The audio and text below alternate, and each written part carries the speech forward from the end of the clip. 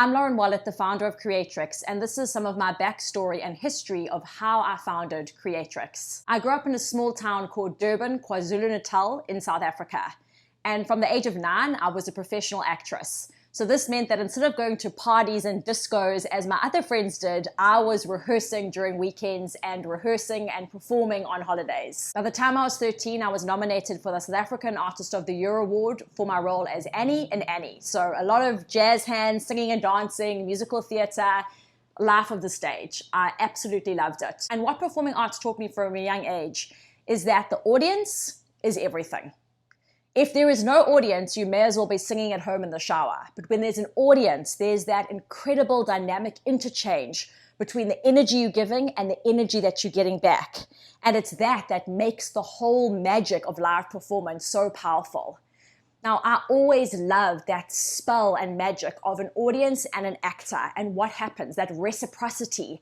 There's a conversation even when only one person is speaking. You can feel when they're leaning into your emotion and what you're giving to them. And this translates also to improvisation. If you don't know anything about improv, one of the fundamentals is yes and. So you always want to add to the conversation, to contribute more. You don't want to shut something down.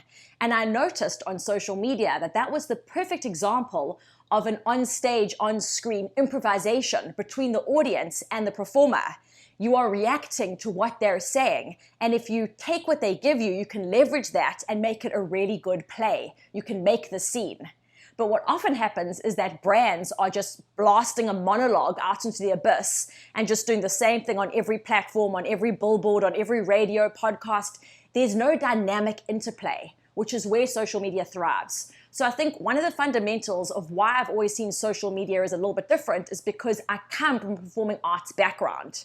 Now, it was this ability to listen to my audience and respond to them and react to them that I wanted to have as an integral part of Creatrix, because it's a social listening tool. It's listening to the audience. It's not about artificial intelligence. It's about your audience's intelligence. Are you leveraging that for the best benefit? Because that's where your consumer insights are coming from.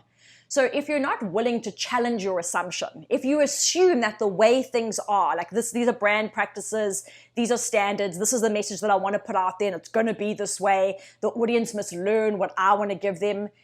It's very different to going, my audience is my compass. If I listen to what they want and meet them where they're at in a way they want to be spoken to, I can adapt my message to really resonate and respond and have an exchange with my consumer, with my audience.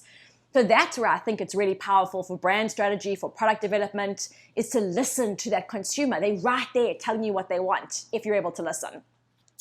So side note, grew up with performing arts, went to a performing arts university, and straight after university, I was touring the country as the lead and the only woman in a show. But the producer ran out of money. And it was then that I realized I will never again put my livelihood in the hands of an incompetent man who suddenly runs out of money and then my life is at stake. Like, what am I going to do? So I decided enough with the acting. I'm opening my own performing arts school. I started with 1 student the first week. By the second month, I had a class. And within a year, I had over 100 students. And that was the first business that I sold, was this after-school performing arts school called Star Quality. I also sold the acting agency, and that actually runs today with the same business partner who bought it from me, and it's now an accredited college that runs nationwide in South Africa. So I'm really happy that that little piece of legacy is still going. And I also sold a corporate acting division, but it was all within the realm of performing arts. So understanding how important those skill sets are. After that, I created a store in downtown Johannesburg called Malva. Malva's the name of a South African dessert, and I wanted a name like Virgin that could be used for anything. And this had a theater inside it, a cupcake factory. It sold novelties, art, fashion, jewelry, household design. Pretty much everything was for sale. It was in a triple volume auto body shop, and I love that juxtaposition of the very industrial grime with real beauty and glamour. I had 1940s music playing, antique furniture, like a gold chaise, Persian carpets, chandeliers, like beautiful vibe. After creating that space and working with a lot of independent designers and artists in South Africa, I realized that what I was doing, if I removed the products in the physical space, was that I was creating an experience for people to be part of. And that's what you can do with marketing. I didn't need to have a space and products and be bound by time and space. I could do this just as a service offering. So I decided to open Mulva Marketing, and within 3 months I was international and traveling the world, setting up social media, blogs, and website copy for different clients like Bayedi Game Reserve, Durosh Island, Machaba Bush Camp, The Set, a co-working space, Blue Blue Swimwear, working with artists like Terry Angelos, a whole bunch of different personal and professional brands. And that's when social media was really kicking off. And we were looking at how do you create organic content and build community in the context of social media. And the way to do that is to engage in conversation with your audience. How do you put out a piece of content that sparks conversation, listen to the response, and then leverage that into your content plan? So this started going really well, and I started getting corporate clients bigger and bigger until in 2016, I got Kraft Heinz. And you'll know them for their tomato sauce and different sauce brands, Planters Peanuts, Miracle Whip, and there were also other South African brands that I was managing and doing the social strategy for.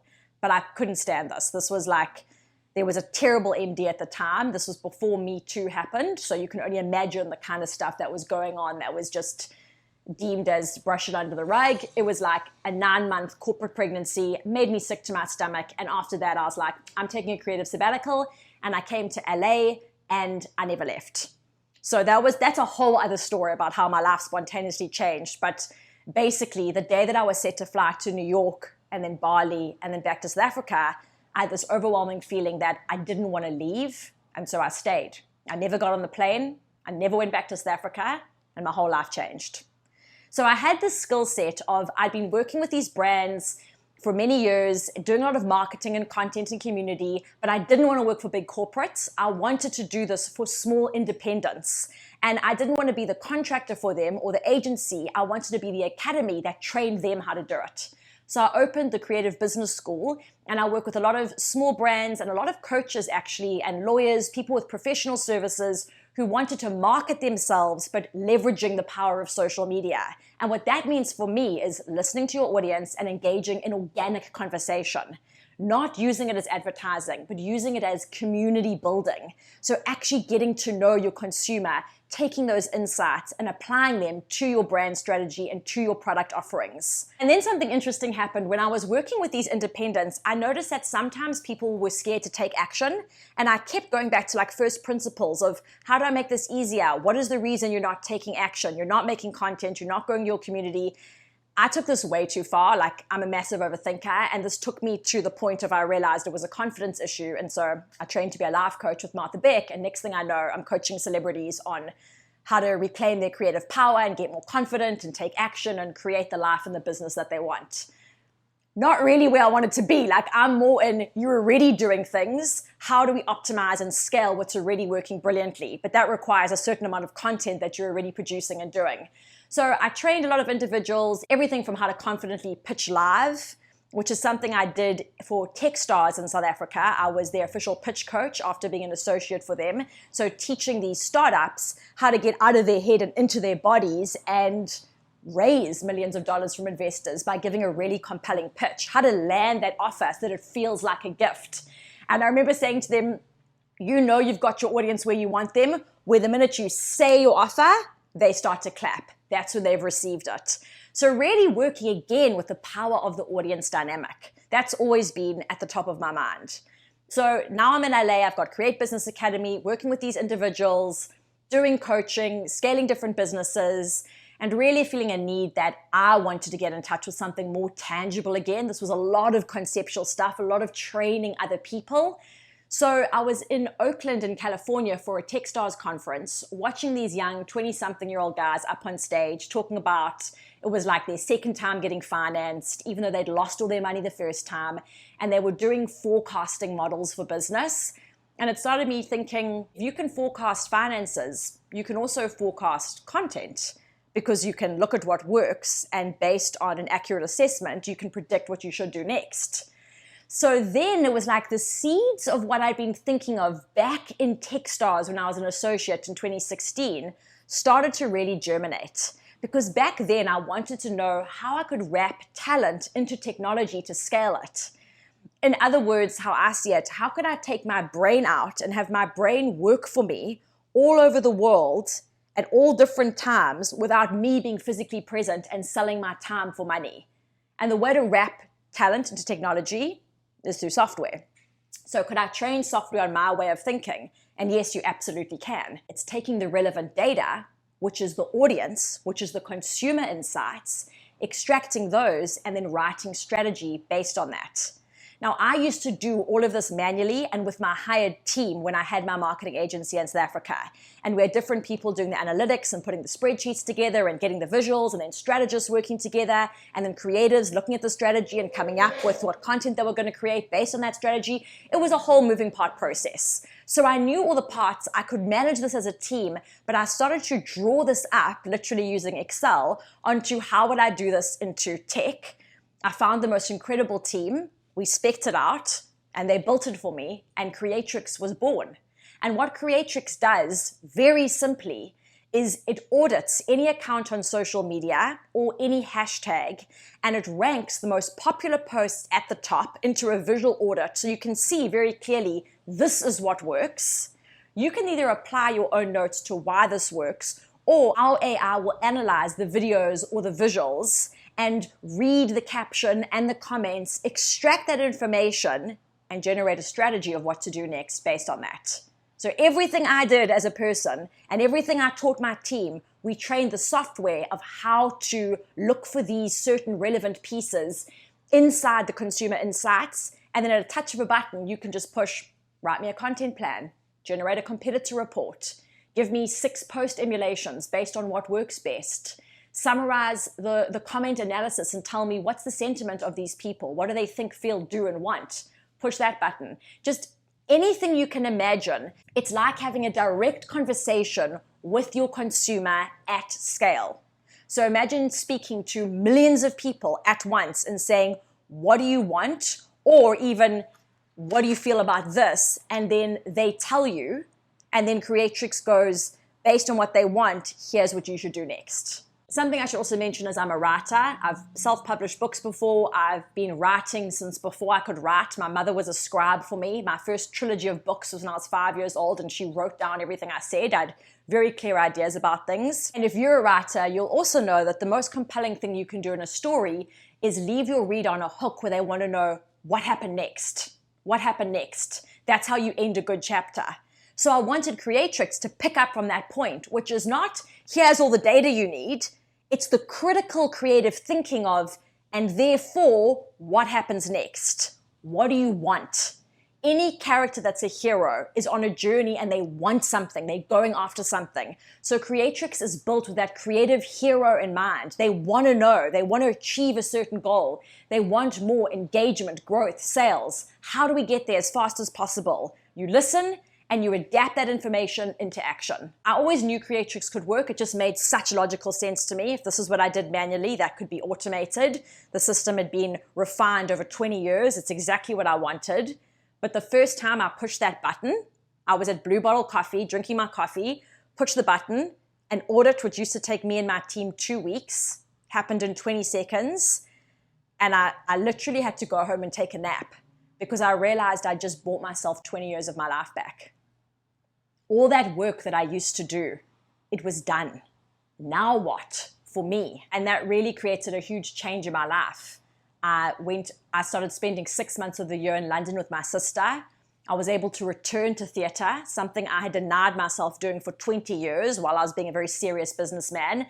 And I actually produced a show called I Want to Be Software, which was about my journey to becoming all of myself and being free. One thing I really believe is that with our human experience, we are not here to be selling our time for money and be bound into this freedom to work, to survive. I want to be free to create. I want to be free to luxuriate, free to connect, free to relax. And I can't do that if my worth is tied into how much money my brain can make me or how much labor I can do to make money. So with Creatrix as a tool, it frees creatives up because it's doing all that grunt work for you so that you can start at the point by going, this is what we need to know.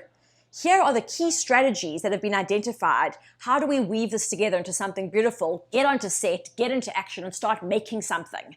How do we hire the best performers for this? How do we come up with the most creative campaign and work with the best designers and visual artists and sound technicians and videographers? Like, how do we make something?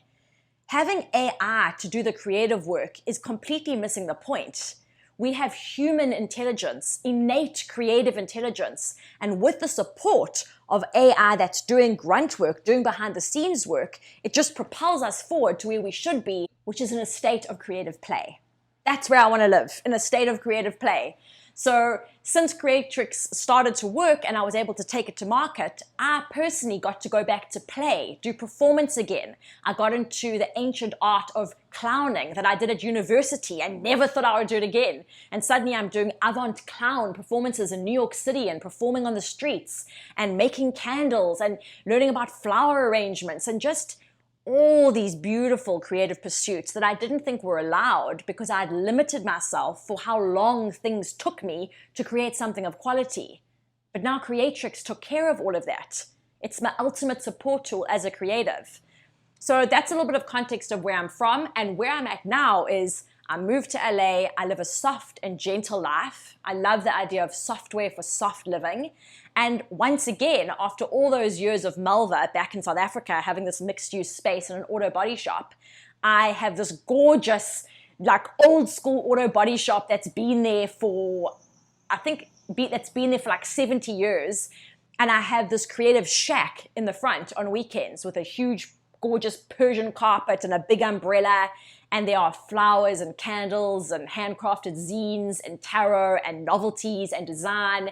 And people come outside and we sip coffee under the umbrella in the sunlight. And it's just a vibe. There is that community aspect of connecting with people, having a good time, having artisanal, boutique, beautiful products, and just engaging in a sense of collective community and creative living. Creatrix does the hard work. And when I need support, like, what's the best candle I should make for my collection? What do people really want? I'm able to look at one of my favorite candle brands like Diptyque and audit 1.2 million people and see what they want, get all that market research instead of hiring like a McKinsey & Company and paying some elite consultancy all this money to tell me what people want. I just push Creatrix button and in 20 seconds it's like the candle Diptyque clients like most is pine. So I make a pine and cedarwood candle, call it Los Feliz, and it sells out. Like, that easy. So I can focus on the making and the beautiful fun part of it because all the research is done for me. As the founder of Creatrix, it's a unique combination of entrepreneurship and performance art, a real balance between creativity and technology that has come together to create Creatrix as an intuitive marketing support system for your creative team. It's the quantitative tool for qualitative people. And a little side note, I absolutely love tarot, and it's really helped me when it came to Creatrix of building that out because we're using Creatrix as a visual semiotics machine. What are the visuals that people are connecting with and why? What are the stories and the topics and the emotions that are resonating, and how can you apply these to your brand? It's not generically saying, these are the winning ads of 2025. So we've added them all together and therefore you should make ads like this. First of all, advertising and social content is different. Looking at ads that win awards is not the same as your audience who buys from you. So with Creatrix, it really makes you ask the question, whose voice am I listening to? Am I trying to sell to ad people, or am I trying to sell to an audience of consumers? And for me, it's always about consumer first. So when you look at the ads that are doing best on Meta or on Google, or the ads that are winning awards, okay, but I don't want to make ads, I want to sell product. So as a business person, I want to look at what are my people buying from me, and that's not the ad that's winning or doing the best. It's the actual product or messaging or strategy that I can apply to my messaging going forward, to my overarching brand strategy, marketing messaging, and plan out for the year. So Creatrix is looking at that data. It's cutting directly to the consumer first. So if you want to get into an interactive conversation with your consumer, this is the way to have that two-way conversation at scale in an instant. I'm putting together this video because if we're going to meet one-on-one, then it's always great that you've got the context of like who I am. You can do a bit of a vibe check.